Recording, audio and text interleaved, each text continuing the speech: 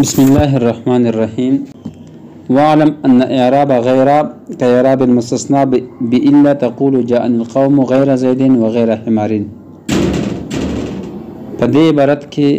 مصنف دي مستثنى دي کلماتونه مستثنى دي پر کوم کلمات ترسي هغه کې د غیرو اعراب بینوي ته خو مصنف د نورو کلماتو اعراب نه بینوي صرف د غیرو بینوي ویلي ځکه چې الا حرف ده او حرف مبني وي حرف سوي مبني وي نو دغه د اعراب بنولو ضرورت نشته ٹھیک ده پنځه په دې کې فعل ماضي دي حلا عدا ما حلا ما عدا وليس دا پنځه فعل ماضي دي او فعل ماضي مبني وي نو یې د اعراب بنولو ضرورت ما نشته ٹھیک ده او سوا او سوا دا ظرف دي او ظرف لازم النسب وي ظرف سوي لازم النسب وي نو دغه د اعراب بینول ضرورت هم نشته چې پس منصوب ده نو ٹھیک ده لا يكون دا فعل مضارع ده د اعراب د عامل مطابق وي د بینول ضرورت هم نه او حاشا د اکثر په نسبت د حرف جر ده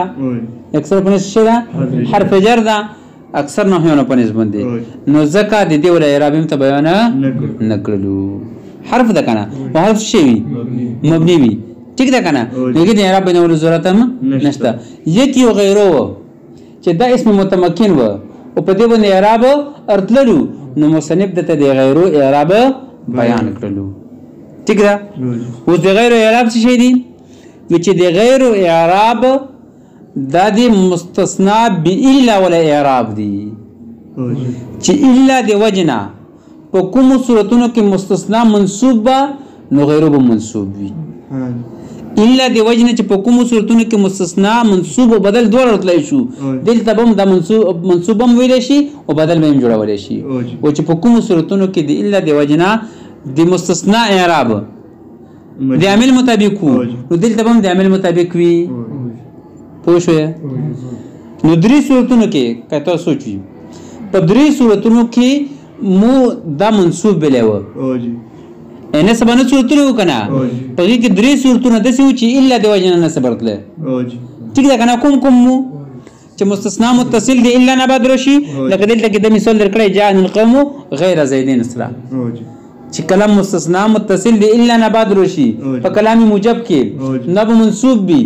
دلته کې دمغه مثال درکړی خو الا په ځای باندې غیر لګولای دا او چې کوم اعراب ځکه مستثنا ته ملویدلو اعراب په دې کې غیر ته ملو شلو نسب ٹھیک ده کنه دویم د نسب مثال یې صدر کړی دا چې کلام مستثنا منقطع دی الا نه بعد په کلام موجب کې روشي ٹھیک ده کنه الته منصوب مستثنا کنه دلته کې په ځای غیر لګولای او غیر منصوب بلی دا ٹھیک ده کنه جان القوم غیر حمارین پوښو دریم صورت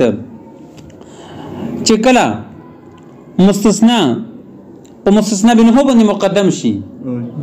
نو په هغه صورت کې مستثنا منصوب بکنه الا نه بعد شو مستثنا سوا منصوب نو دا غیر بمسي منصوب بي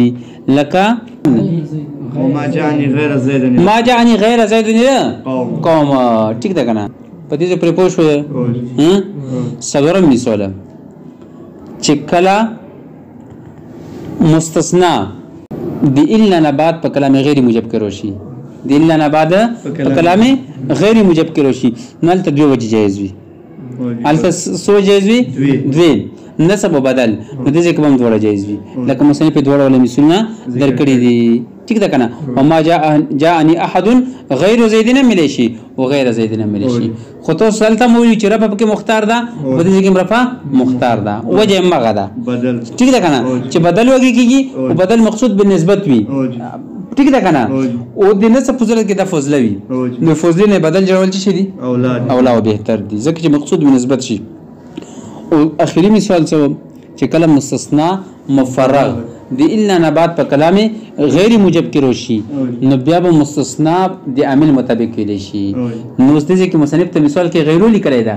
او عامل مطابق اعراب ته ویل دي درې صورتونه جوړی کړه او درې وړو مثالونه ته ذکر کړی یو صورت کې مرفوع بل صورت کې منصوب او بل کې مجرور وګورئ ته ما جاءني غیر زید خدا په کله چې کله د کې مستثنا منه به محذوف وي ښا مستثنا منه به سوي محذوف وي نو درې صورتونه جوړیږي درې وړو مثنه ته ذکر کړی ته ما جاءني غیر زید د کې د غیر مرفوع ده او ما رايت غیر زید د کې منصوب ده او ما مرت بغیر زید د کې څه ده مجرور ده اوس دا ویلې غیرو ته مستثنا ولا اعراب بلی ورکړو زګا چې دا کله په مستثنا باندې داخل شول مستثنا درته دی اضافه وشوله مستثنا څه شوله مجرور شو کنه مضاف الیه جوړ شوله مجرور شوله ټیک شوله چې مستثنا مجرور شو نو د مستثنا اعراب هم دې ته ورکړلو د مستثنا اعراب چې دې ورکړلو هم دې ته ورکړلو پوه شوې په دې باندې پوه شوې هو علم ان لفظه غير موضوعة للصفة وقد تستعمل الاستثناء دي زين مصنف دي إلا ودي غيرو اصلیت اصل په اعتبار سره غیرو سره پر وځ شوی دا او اصل په اعتبار سره الا سره پر وځ شوی دا دا تبینوي ٹھیک ده نو دا یی چې لفظ د غیرو دا وځ د صفت د پر ده لفظ د غیرو دا وځ څه د پر ده صفت د پر ده مطلب دا چې اکثر بداسه وي صفت وی د ما قبل موصوف د پر خو کوم چې د صفت جوړول صحیح نه وي نو الته د استثناء لپاره بیا رسی الته څه لپاره رسی بیا استثناء لپاره ورسی الا په معنی کې پوه شئ ایسه په معنی کې الا په معنی کې لفظ دی غیرو وځ شوی څه لپاره دا صفت لپاره دا خو کله کله دا بد الا په معنی کې د استثناء لپاره رسی ٹھیک ده کنه الا په معنی کې څه لپاره ورسی استثناء لپاره ورسی پوهیږئ کوئی کنه ها لکه څنګه الا ادي وزه د استثناء د پر شوی دا الا وزه استثناء د پر شوی دا خو کله کله د غیرو په معنی کې د صفت د پر مرسي غیرو په معنی کې د مرسي صفت د پر مرسي پوهیږئ په خبره باندې اوس د غیرو مثال به څه شي چې کله غیرو د صفت د پروي لکه جاءني رجال غیر زید غیر معرب باللام وغلا ها رجال څه شي غیر معرب باللام وغلا نو چې د دې کې دا غیرو د صفت د پردا غیرو د پردا صفت د پردا او چې استثناء د پروي مثال به شي لکه جاءني القوم غیر زید د دې کې د صفت د پرنه شو خستله ویلي زکا چې د دې کې موصوف صفت کې مطابقت ضروری وي او د دې کې مطابقت نشته ویلي جاء عن القوم معرفه ده وغير زيد نكره ده غیر زيد څه ده نکره ده ویوږي جاء عن القوم کې القوم څه ده وغير زيد څه ده نکره ده ویلي زکا چې د غیرو چې دا کنه دا دسې نکره ده چې د کې توغل فی الابهام ده څه شي توغل فی الابهام ده پکې غلو فی الابهام ده پکې مطلب څه چې په دې کې د ابهام ډیر زیات ده دوره ابهام ده پکې چې کچری دې معرفي طرف ته اضافه شي بیا یې ابهام نه ختميږي پوشي نو دغه د وجه موصوف صفت کې مطابقت رو نغله او جاءني رجال غیر زید په دې کې مطابقت شته ځکه چې رجال څه ده نکره ده الف لام په نشته رجال څه ده نکره ده او غیر زید هم نکره ده موصوف صفت کې مطابقت راغله کنه ټیک شول چې مطابقت راغله لہذا جائز ده پوه نه شي په ورسېده په وسی واعلم ان لفظه غير موضوعه للصفه وقد تستعمل للاستثناء كلا كلا ذي استثناء برامرسي وكما ان لفظه الا موضوعه للاستثناء وقد تستعمل للصفه كما في قوله تعالى لو كان تستموي چې الا اصل وظیفه اعتبار څه شي ده چې استثناء دی پروي خو کله کله څه دی پرسي صفت دی پر امرسي کله چې د استثناء د پر اخستل او جوړول ټیک نیوي لکه الا دا به غیرو په معنی کې کله وي دا به الوي چې کله دا د دسه جمع نه بعد روشي چې هغه نکره غیر محصور وي نکره غیر محصور وي نکره غیر محصور مطلب څه یعنی دې افراد متعین نه وي یشمرل نشي پوښي دې افراد متعین نه وي یشمرل نشي پوښه لك جاءني رجال الا زيدا جاءني رجال الا زيدا نو دې کې دا رجال غیر مخصوص دي کنه رجال نه خو صرف یو څو کسان معین مراد نه کنه چې ذات مراد ده اوس چې الا نه بعد زید ولا زید ته وبوسي زید ته وبوسي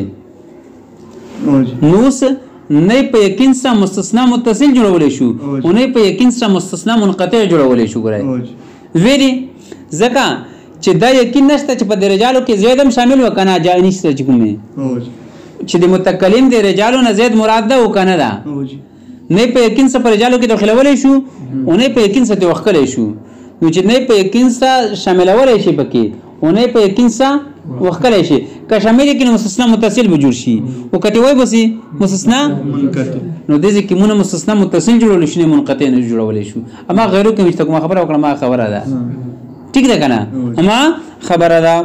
پوښین مصنف مثال کړی لو کان فیهما الہۃ الا الله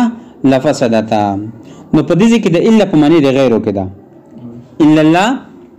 دا صفت د الہۃون دی پره الا الله صفت د چی دی پره الہۃون دی پره دې کې د استثناء دی پره نشي کېدلای ویلي ځکه چې د الا الله سره کوم استثناء شوی ده دا د الہای باطلونه شي ک الہای محققه نشوي ده پوښي اچانه شوی ده الہای باطل خدایان چې کوم کفارو جوړ کړیو یا الہای محققه حقیقت کې چې الہوی یغونه شوی ده ٹھیک ده کنه پوښي نو څه دا مونږ د الہای محققه نه خستلې شو او نه الہای باطله نه خستلې شو ویلې کچې مو دا وایو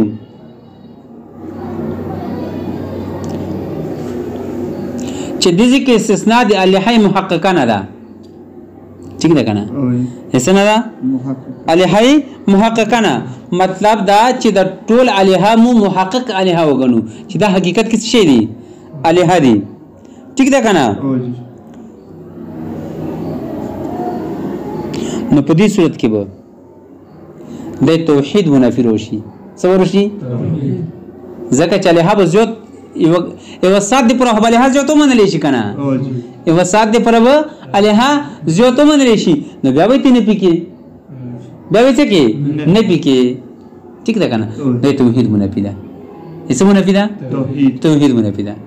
او کته چې د الہا نه الہای باطله مراد دي څه دي مراد دي الہای باطله مراد دي نو بیا په الا الله سره تو استثناء وکړه کنه ٹھیک ده کنه نو د الہای باطله نه خو دې نه پیو کړلا خو اوس کا څوک دی چې الکه د کې هو د الہای محققه نه پینه شوی کنه د کې څه نه شي الہای محققه نه پی نه ده شوی پوه نه شوی نه مستثنا مطلب چې مستثنا په صورت کې ما نشي جوړولای نو څه به جوړو صفت به جوړو پوه نه شوی معنا نو دې کې بل مو دې صفت دی پوره وکړو څه دی پوره وکړو صفت الا په معنی دی غیرو صفت دی پوره وکړو نو بس معنی کې به مسله نرسي او توحید به ثابتېږي معنا به څه شي لو کان فیهما کچره وای په دزمه کې او اسمان کې الہاتن خدایان الا الله سوا دی الانا لفسدتن خمخ فساد وکي شوی په زمکه کې پوه شوې کوم نه شوی ښه اوس ترکیب څه ده لو حرف شرط لو حرف شرط کان په ناقص فيهما جار مجرور متعلق بشي ثابتن پورې دا به خبر دی کانه شي فيهما جار مجرور متعلق بشي ثابتن پورې دا به خبر مقدم دی کانه شي الہۃ موصوف الا الله صفت موصوف صفت دا به اسم دی کانه شي کان اپنے اسم اور خبر سے مل کر دا به شرط شي ولا فسدتا فعل دا جزا شي دا فسدتا به چی شي جزا لا فسدتا دا جمله به جزا شي پوښ په امدا غرانګي لا اله الا الله امدا لا اله الا الله لیکن بس تقریبا امدا خبرې دي چې کوم په لو کان فیهما الہۃ الا الله کې وکی چې دغه کې د الا مود استثناء د پرنه شو خستلای ځکه چې د الہ نه مراد به ته الہی باطله اخلي او کا الہی محققه واخلي نو یمتن شو خستلای نه مستثنا متصل جوړولې شو نه مستثنا منقطع جوړولې شو پوه نه شو په پوه شو په لا اله الا الله ترکیب بسوي ترسي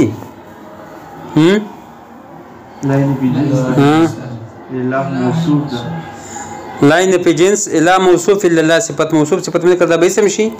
او خبر به محذوف وي ها موجودون څه شي موجودون نو لاين في جنس اپنے سوال خبر سے مل کر جملہ اسمیہ خبریہ بس